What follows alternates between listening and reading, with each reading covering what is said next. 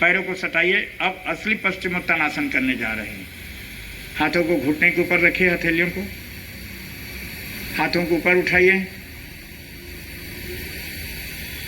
श्वास अंदर लीजिए, छोड़ते हुए आगे झुकिए।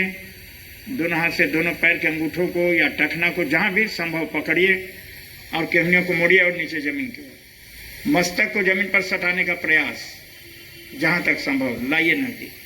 फिर श्वास लेते हुए हाथ सिर एक साथ उठाते हुए ऊपर, छोड़ते हुए आगे झुकिए। श्वास रोककर 1-2 सेकंड रुकना चाहिए। पढ़ने वाले प्रभाव के प्रति सजगता, एकाग्रता होनी चाहिए। पुनः श्वास लेते हुए सीधा वापस, श्वास के साथ आना है, श्वास के साथ जाना है, आगे पीछे नहीं। एक बार और दोहराइए अपने आप से। पूरी सजगता आसन में रखिए। कहाँ उसका प्रभाव पड़ता है, दबाव पड़ता है, हल्का होता है, तनाव रहित होता है, ये सब अनुभव के अंतर्गत आना चाहिए। आना है और वैसे जो वैसे हाथ ऊपर रखे हो सीधा लेट जाना होगा पीठ की तरफ, पीठ के बल। फिर उठना होगा, श्वास को अंदर रोककर, फिर आगे झुकना है। समझ आ गए ना? आगे झुकना है और जमीन पर जाना है। हाथों को ऊपर उठाइए, श्वास लीजिए, छोड़ते हुए झुकिए आगे, लेते हुए सीधा वापस। दोहराइए 3 बार, इसको 3-4 बार करिए। चलिए वजन ऐसे ही जाएगा बिना करिए। 108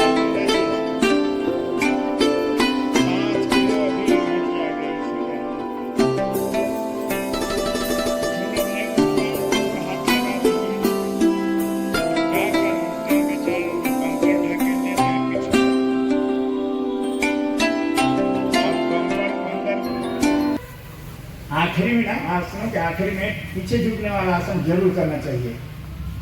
नहीं तो कमर पकड़ता है बहुतों को, कमर दर्द होता है। लास्ट में करना चाहिए, तब शवासन। चलिए पेट के बल बैठ जाइए। भुजंगासन करना। भुजंगासन की स्थिति में आइए। हथेलियों को कंधों के नीचे रखिए, केहनियां जमीन के ऊपर उठे हुए होंगे, सटा के नहीं रखना है। तीसरा अवस्था कराना, माने तीसरा अवस्था, पहला दूसरा भी नहीं कराना। कल तो 3 अवस्था कराया, अभी तीसरा को लास्ट को कराना। तो लास्ट वाले में केहनियां ऊपर उठे रहते हैं। इनको बताइए क्या नाम है? पैर सटा के रखिए, पैर सटा होगा, छाती ठुड्डी सब जमीन पर अभी रखिए।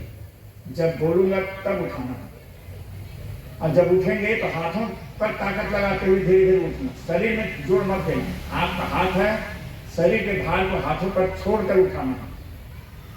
चलिए श्वास लेते जाइए धीरे धीरे, उसी क्रम में ऊपर उठते जाइए। चलिए सामने से उठाइए, कमर गर्दन मोड़िए पीछे, मोड़िए पीछे, आंखों को बंद कीजिए। श्वास अंदर रोकिए, आसन को थोड़ा देर के रोकिए। किस समय पर कहाँ क्या प्रभाव पड़ता है, एकाग्र वहां रखिए, मन को वहां रखिए। धीरे धीरे छोड़ते हुए नीचे जाइए। जमीन के पहुंचते तक सांस को छोड़िए धीरे धीरे। ऐसा नहीं कि पहले छोड़ दिया बाद में नीचे जा रहे हैं, आप बाद में नीचे गए छोड़ा, ऐसा नहीं। उसी गति से ऊपर उठते जाइए। श्वास को रोकिए, आसन को स्थिर कीजिए, छोड़ते हुए धीरे धीरे नीचे जाइए। जमीन के पहुंचते तक सांस को छोड़ना है। एक बार पुनः दोहराइए। श्वास लेते हुए ऊपर। अब यहाँ रुके रहिए सामान्य श्वास के साथ। जो लोग रुक सके 2, 4, 5, 10 सेकंड रुकिए। सहज श्वास लेते छोड़ते रहिए, आंखों को बंद रखिए। नहीं रुक सका है वापस धीरे धीरे नीचे चले जाइए श्वास छोड़ते हुए। जो लोग रुक सके जरूर रुकिए। अंत में इस आसन में अवश्य धीरे धीरे नीचे जाइए श्वास छोड़ते हुए। शरीर को ढीला कर दीजिए। बहुत अच्छा। आसन में विश्राम। हाथों को सामने को तक समस्याएं हैं उससे मुक्ति भी मिलेगी और आगे भविष्य में इन समस्याओं से आप बचे भी रहेंगे। मकर आसन में आ जाइए थोड़ा देर के लिए। मकर आसन में विश्राम। केहनियों को सीधा खड़ा कर लीजिए, हथेलियों को सटा लीजिए गालों से। केहनियों को थोड़ा फैला भी सकते हैं। इसमें 2 तरीका है। ज़्यादा जब ऐसा रखते हैं ना पास केहनियों को, अब ज़्यादा शरीर ऊपर उठा रहता है तो कभी कभी किसी को कमर के नीचे बहुत ज़्यादा दर्द होता है, दबाव पड़ता है, तो उसका तरीका है केहनियों को आगे बढ़ा के थोड़ा सा फैला लीजिए, तो यहाँ दबाव कम हो जाता है अपने आप। ये एक तरीका है, बाद में उसको सीधा खड़ा रखा जा सकता है। आँखों को बंद कीजिए, पैरों को थोड़ा फैला लीजिए अलग अलग, और इसे में अपने घुटनों को साइकिलिंग जैसे कीजिए। दाहिना घुटना मोड़िए तो बायां को सीधा, दाहिना मोड़िए बायां सीधा, धीरे धीरे कीजिए। अब थोड़ा देर घुटनों को मोड़े हुए स्थिति में ही रखिए, मोड़ कर रखिए, सीधा नहीं करना। अब इसी में ही विश्राम कीजिए। तो कभी कभी इस तरह से आराम करना चाहिए, पर घुटनों को मोड़कर, तो नीचे जो तनाव, खिंचाव, दर्द आदि होता है उसमें काफ़ी राहत मिलती है। तो ऐसा भी इस तरह से भी आराम करें मकर आसन में, तो पैरों की स्थिति को रखा जा सकता है इस तरह से। पीठ के बल लेट जाइए शवासन में। एक दूसरे का शरीर अलग रहना चाहिए, सटाना नहीं।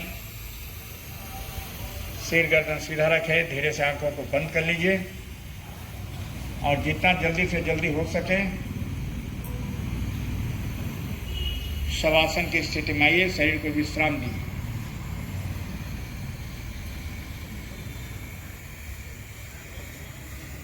आंखों को बंद करके अपने मन को शरीर पर ही घुमाइए। तत्पश्चात उदर श्वसन का अभ्यास कीजिए। नासिका छिद्रों से नाभि और नाभि से लेकर नासिका छिद्रों के बीच इस श्वास यानी ऊर्जा शक्ति को अंदर जाते हुए बाहर आते हुए अनुभव कीजिए।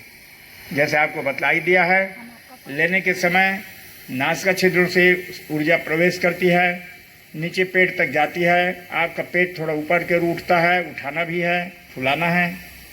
छोड़ते हैं, धीरे धीरे आपका पेट स्वतः नीचे की ओर दबता है और श्वास उसी मार्ग से वापस लौटती है, नासिका छिद्रों से बाहर आती है।